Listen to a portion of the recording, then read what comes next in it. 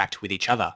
This time, we'll discover why the Strait of Hormuz is so important and how being narrow has put this stretch of water at the center of global international tension. The strait is so important.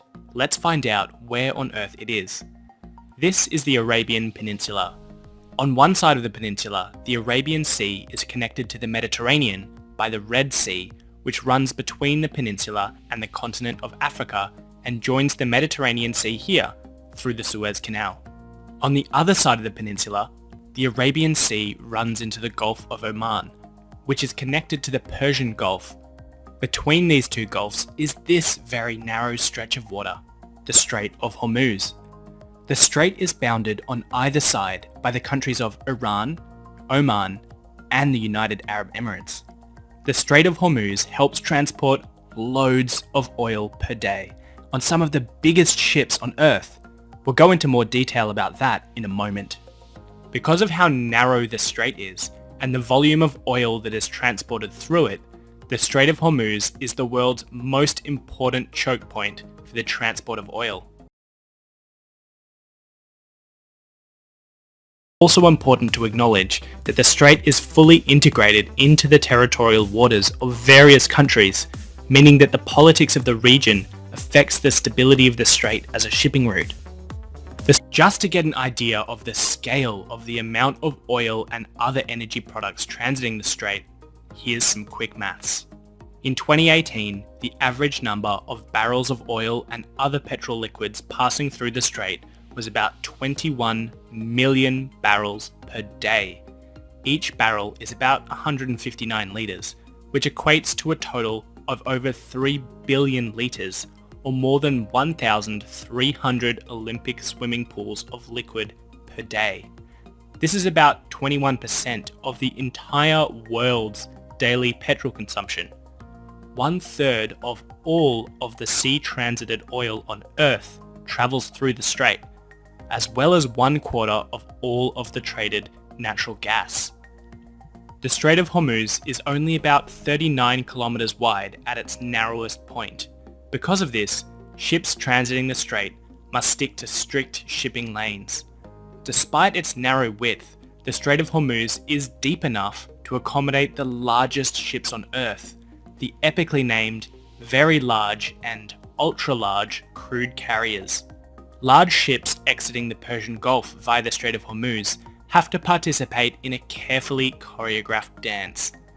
The first shipping lane starts in the territorial waters of Iran. It then passes between 3 islands, which are currently administered by Iran but claimed by the UAE. Next, our supertanker must pass into Omani territorial waters to transit the narrowest shipping lanes in the narrowest part of the strait. Once through the strait, there are more shipping lanes in the Gulf of Oman that can take ships back into Iranian territorial waters.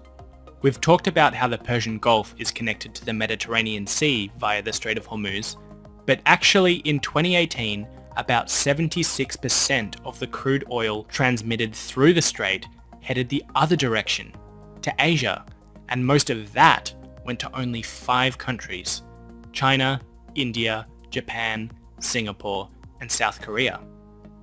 To get to the large markets in East Asia, oil tankers usually have to traverse another oil choke point, the Strait of Malacca, which we might talk about in another video.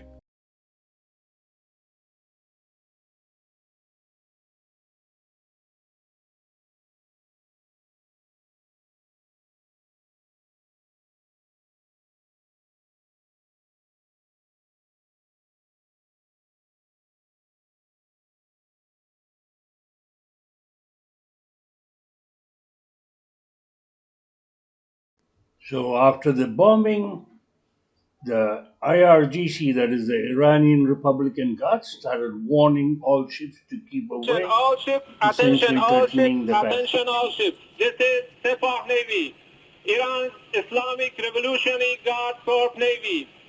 From now on, all navigating through the Strait of Hormuz is forbidden. No ship in every type is not allowed to pass from the Strait of Hormuz till next notice. This is Sepah Navy, out. This was the warning transmitted to vessels trying to pass through the Strait of Hormuz on February 28th. The message came hours after joint strikes by the United States and Israel targeted Iran. In response, Tehran turned to one of its most powerful geopolitical tools, threatening to shut down the Strait of Hormuz. Within hours, shipping actively slowed dramatically. Tankers began dropping anchor or rerouting. Markets reacted instantly. Oil traders now fear a supply shock that could push crude prices past $100 a barrel. But